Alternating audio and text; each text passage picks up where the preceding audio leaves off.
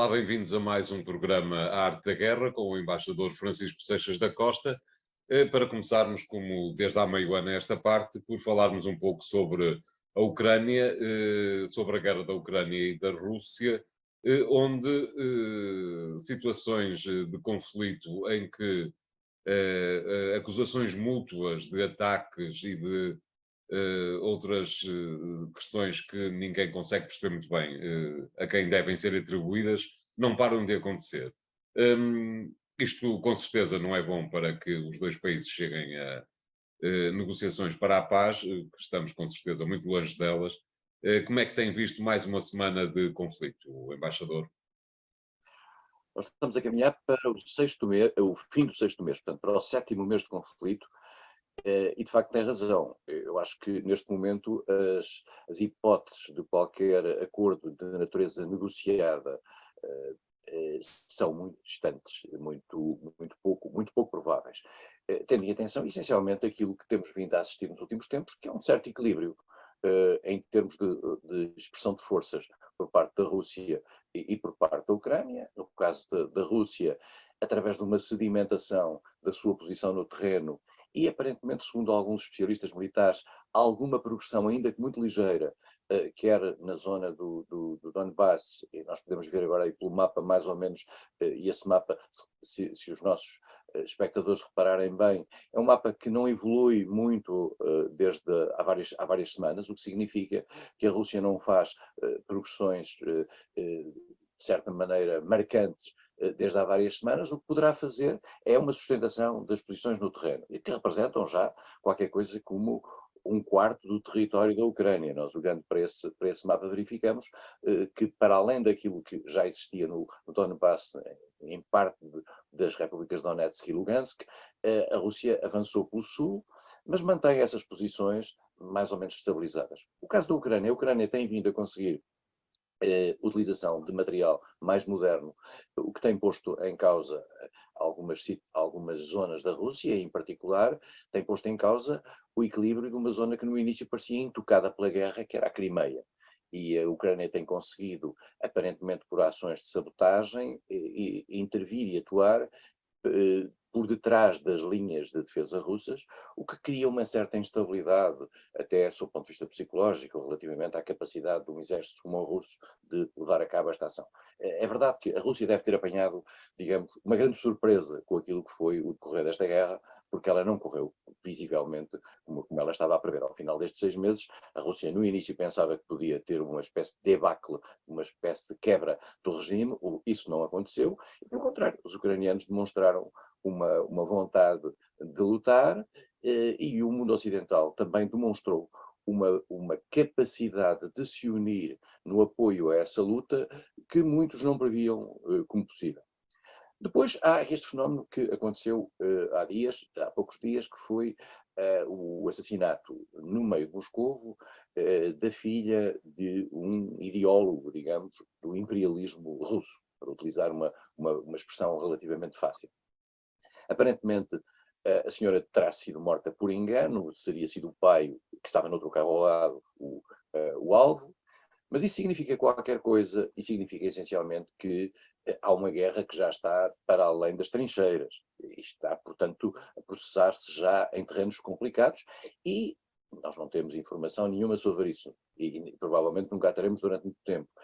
Se de facto se tratou de uma ação ucraniana organizada em Moscovo contra um filósofo do imperialismo russo, isso significa uma grande audácia, de certa maneira, uma certa capacidade de atuação num terreno que deve estar, sob o ponto de vista securitário, muito tenso, mas E a prova de falência dos serviços secretos, a falência, entre aspas, evidentemente, mas uma grave derrota para os serviços secretos russos. sim, em princípio, embora, António, este tipo de atentados seja muito difícil de evitar quando as pessoas estão, digamos, disponíveis para se arriscar. Normalmente, quando as pessoas não estão disponíveis para arriscarem qualquer coisa, os atentados são difíceis. Mas quando as pessoas estão dispostas a arriscarem qualquer coisa, já vimos isso no passado em várias circunstâncias. Um deles, aliás, deu origem à Primeira Guerra Mundial. Claro. Portanto, este atentado é uma coisa que que era vulgar acontecer em alguns pontos da Rússia no passado, prova também que estamos numa sociedade, digamos, com um grau de violência muito grande. Agora, a dúvida que se coloca, e nós estamos a gravar este programa na terça-feira e só vai para o ar na quinta-feira, é saber se, entretanto, e tendo em conta que é o Dia Nacional da Ucrânia, se, entretanto, a Rússia vai fazer alguma forma de retaliação. Convém também, de qualquer maneira, dizer uma coisa muito curiosa, se assim se pode dizer, mas mais para um observador exterior. O filósofo que era o alvo e cuja filha acabou por ser a vítima deste atentado, é um filósofo de extrema-direita que defende uma teoria de imperialismo russo, um imperialismo que, aliás, não, aparentemente, segundo os especialistas, não abrange o Ocidente, tem a ver apenas com as zonas da antiga União Soviética e do prolongamento até a uma certa aliança com a China. Mas estamos aqui a ver, essencialmente, o nascimento, o renascimento daquilo que foi sempre a grande tragédia da Europa. E já veremos no nosso capítulo de conversa seguinte outro exemplo disso, que é a questão do nacionalismo. Uma coisa, as pessoas fazem às vezes confusão entre o nacionalismo e o patriotismo. O patriotismo é uma coisa diferente, é a defesa da nossa fronteira, é a defesa da nossa identidade soberana. O nacionalismo é a defesa de uma nação baseada numa dimensão de natureza étnica. E o nacionalismo é sempre o fator das grandes tragédias, porque tem uma dimensão quase religiosa, tem uma dimensão que passa por cima de qualquer racionalidade. E nós vemos isso hoje na Rússia, como vemos isso hoje já na Ucrânia. Há um nacionalismo ucraniano em crescendo, que já existia do passado, e que agora foi reativado com esta guerra. E, no fundo, os dois nacionalismos, russos e ucranianos, potenciaram-se, e normalmente isto costuma ser uma receita para o desastre. Claro.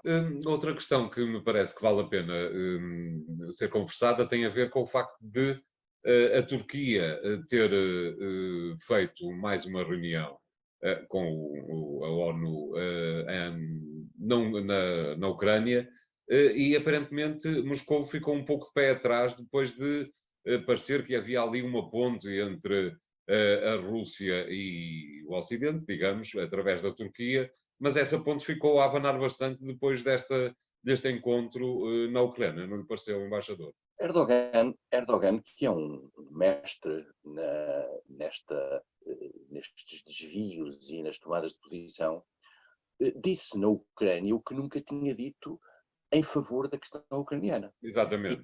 E para muitos pareceu uma cambalhota o Erdogan tinha conseguido, ao longo do tempo, precisamente por ausência também de outros interlocutores, tinha conseguido um papel, não diria de medianeiro, mas de uma certa maneira manter as portas abertas com Moscou, manter as portas abertas com Kiev. Como nós sabemos, a Turquia nunca reconheceu a ocupação da Crimeia. A Turquia fornecia drones, aliás, contra a vontade russa, à Ucrânia, que foram altamente negativos, lesivos para os russos numa certa altura. Como é sabido, a Turquia e a Rússia não estão necessariamente do mesmo lado em questões como o Nagorno-Karabakh, como não estão na questão da Síria, como não estão claro. na questão da Líbia. Mas a Turquia vai fazendo uma espécie de um jogo de serpente, continuando a dar sinais até contraditórios. Por um lado, por exemplo, reparará que foram restabelecidas as relações com Israel, entre Ankara e Tel Aviv. Mas no mesmo dia recebe Mahmoud Abbas em Ankara, não é? Exatamente. Este tipo de ambiguidade pode, num determinado momento, ser vantajosa, mas dá uma falta de seriedade e de credibilidade a prazo. Dá a ideia que Erdogan está a tentar jogar a todo custo aquilo que são as suas cartadas, tendo em atenção, como volto a dizer, a falta de outros interlocutores. Erdogan sabe que é mais ou menos nesta altura o grande senhor do Mar Negro, atendendo à gestão que faz do Estreito de Bósforo, por virtude do Acordo de Montreux de 1936, que permite que gere a entrada e saída dos barcos. Foi ele que, repare bem, foi a ele que António Guterres foi na sua primeira ida à região. Exatamente. Antes de ir a Kiev, António Guterres esteve com Erdogan. E porquê? Porque António Guterres percebe que tem que falar com quem consegue digamos, resolver as coisas. E a verdade é que o acordo para a saída dos cereais dos 3 portos ucranianos, em particular da Odessa, foi negociado com Erdogan e o controlo dessa mesma saída de cereais e dos barcos está mantido na Turquia e António Guterres foi lá. Por outro lado, Erdogan tentou-se mostrar útil nesta fase, aparentemente relativamente à central de Zaporizhia. Embora aqui, manifestamente, eu acho que a posição de Erdogan é relativamente menor. O Guterres jogou aí com o papel da Agência Internacional de Energia Atómica, sobre a qual ele tem uma limitada tutela, tendo em atenção que faz parte, digamos, do organigrama global das Nações Unidas, embora não dependa do secretário-geral. E aí acho que a Rússia ficou, digamos, um pouco contra a parede. Mas a ida de Erdogan com Guterres a Kiev, a Lviv, aliás, não foi a Kiev, foi um fator, digamos, de uma certa mostra de um relevo internacional de Erdogan. Erdogan está com a economia de rastros, tem eleições para o ano, embora as eleições não sejam necessariamente algo que preocupe muito um governo com tendências autoritárias como é o de Erdogan, mas vai de qualquer maneira precisar de alguma patina de respeitabilidade no próximo ano. Portanto, Erdogan ainda é a única carta, digamos, a meio caminho, mas o António tem razão, a Rússia não terá ficado muito feliz com o modo como Erdogan se comportou face à Ucrânia na última semana. Não há de ser fácil ser embaixador de um governo de Erdogan. Fazemos aqui o primeiro intervalo, voltamos já de seguida com o segundo tema de hoje. Até lá.